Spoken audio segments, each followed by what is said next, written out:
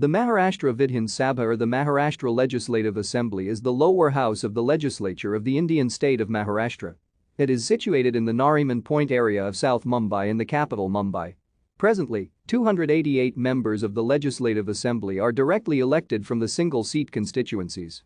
The members of the upper house, the Maharashtra Vidhan Parishad, are indirectly elected through an electoral college. The following is the list of all the Maharashtra Legislative Assemblies.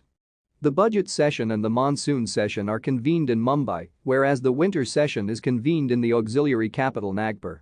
In 1975, because elections were in winter season, the monsoon session was convened in Nagpur and winter session was convened in Mumbai. Members of Maharashtra Legislative Assembly by their political party. Thank you for watching. Like and subscribe if you would like to view more of our videos. Have a nice day.